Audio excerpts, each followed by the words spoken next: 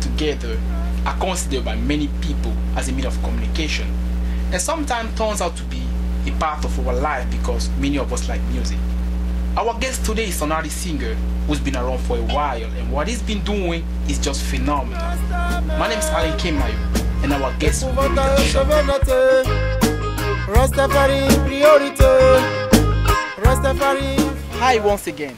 As you already know, we're going to talk about music, and our guest today is Otobia Oyeni. Hi Otobia Oyeni, thank you so much for accepting my invitation. My pleasure. I heard a lot about you since you are well known in DC areas, and I think this is a great opportunity to give us a little background about yourself. I go by Otobia Oyeni. I'm from Benin. I basically do reggae and hip hop. So you are a musician. Yeah. In life in generally, we always have at least one reason that prompts us to make a choice, and I'm curious to know what made you become a singer and how long you've been singing. Thank you, Alain, to let the people know exactly why and I became a musician. If I want to go back when my mom was pregnant with me, she was dancing, singing, do like, you know, somebody who is happy. She always had that. So I think from there I got the music in my body. You got the connection with the music. So you mean music is a kind of heritage that you got from your mother? Exactly. Tell us a little bit. What was your relative reaction when you started to sing? Especially your mom and your dad. Oh, thanks. That was tough. It was really, really tough, my friend. Because I was really, my family was Christian, and we are good Christian in the church, you know. And every parent, what they like, they want to see the son go to school, have the tie, you know, with back, go to work, back and forth.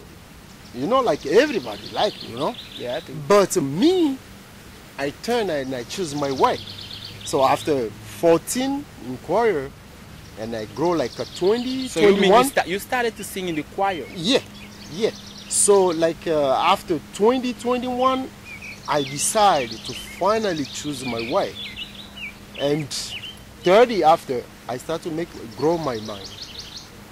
The dreadlocks and like, you know, the dreadlocks with my church, gospel, is two things opposite. It was a really, really problem. But finally, the parents, they accept me, and today I became a musician. I'm glad you made it through. But now, since you are in the United States, I would like to get a little background about your musical beginning when you first stepped in the US.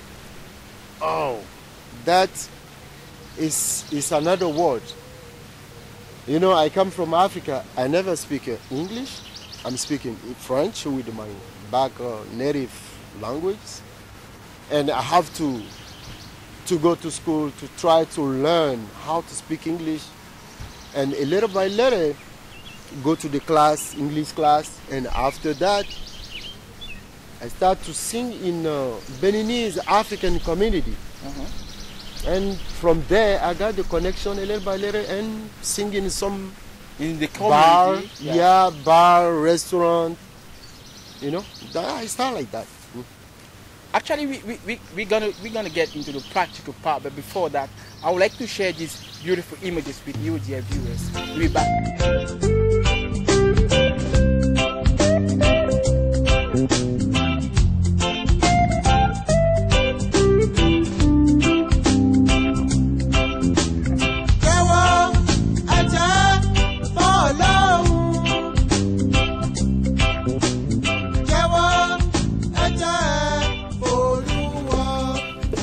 So this is the control room. Yes. This is Jason. How you guys doing? Yeah, oh, good. Okay. Good. Nice to see you guys. Nice to see you. Yeah. Here, have a seat, guys. Have a seat. So this is where you record his music? Yeah. We came in a couple years ago. We've been working slowly over a couple of years to really come up with something that was unique for his CD. Something that was really interesting that I hadn't heard before.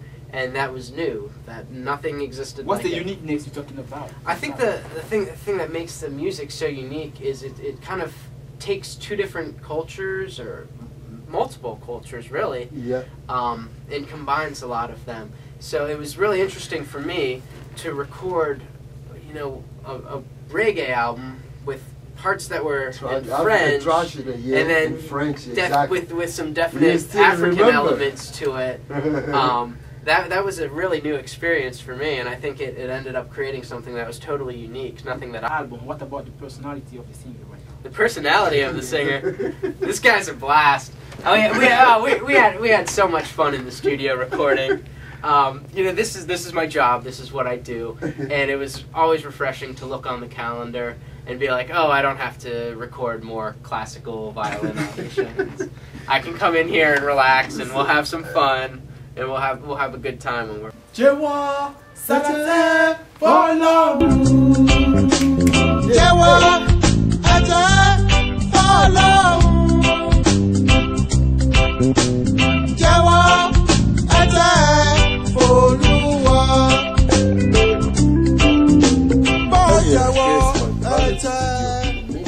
I do everything here.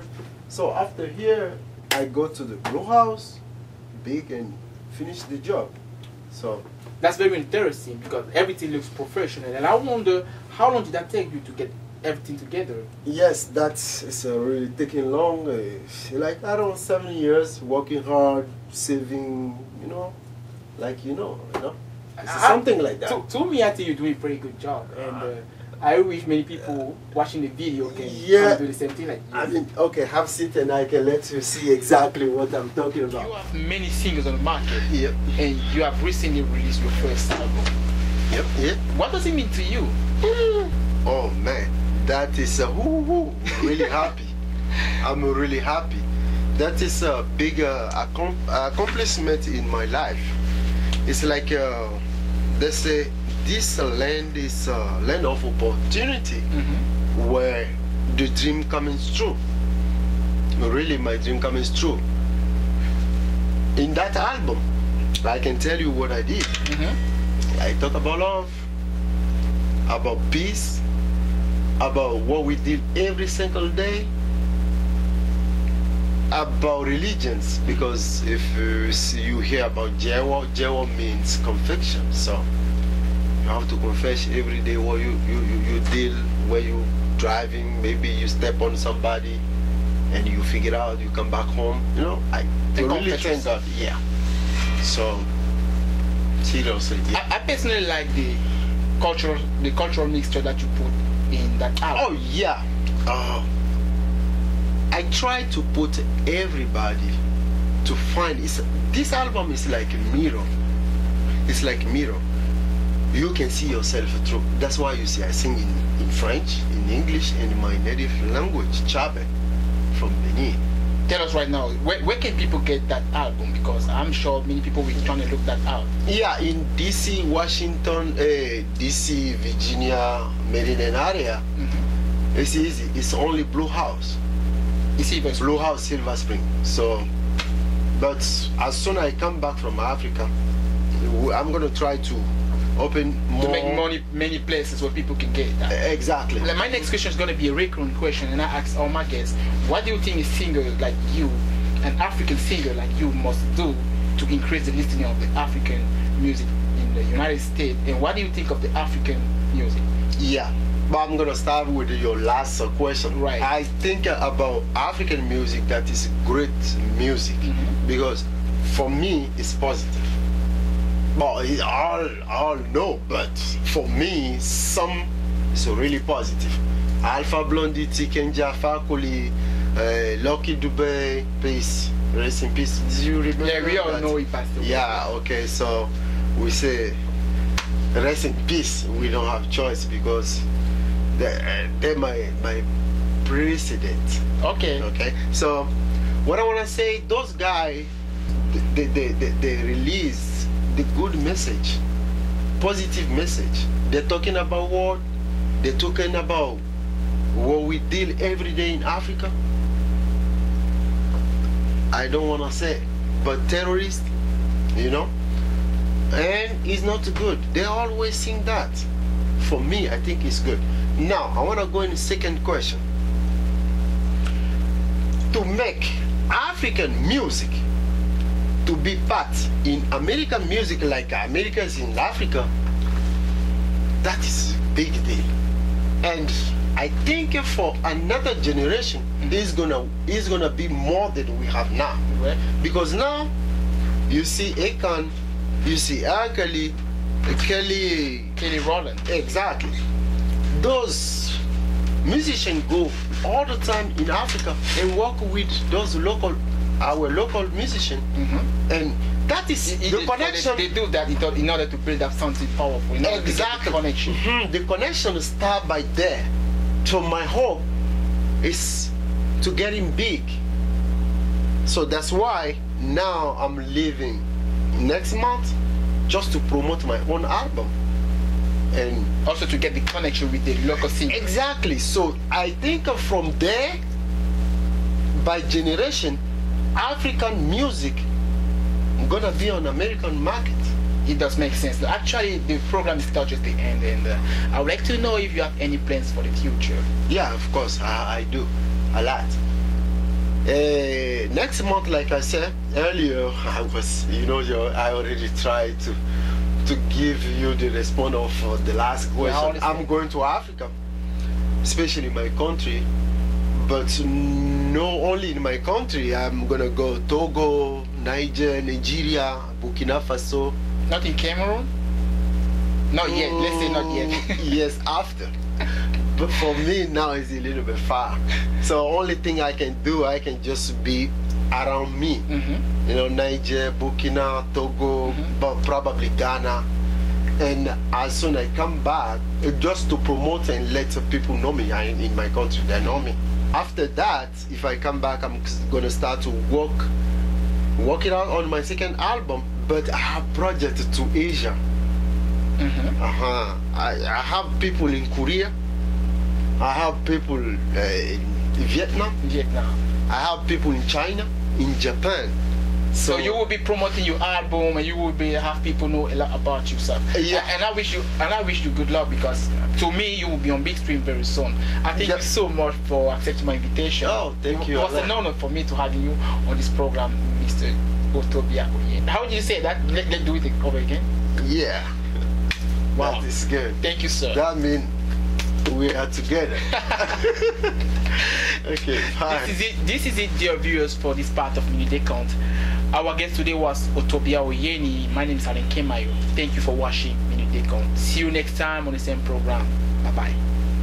Deux femmes connues un homme qui au coup de leur amitié connut une grossesse où il y a une enfant.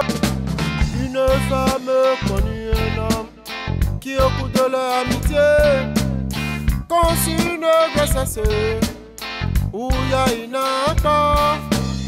Durant les 9 mois de grossesse, connut les moments difficiles.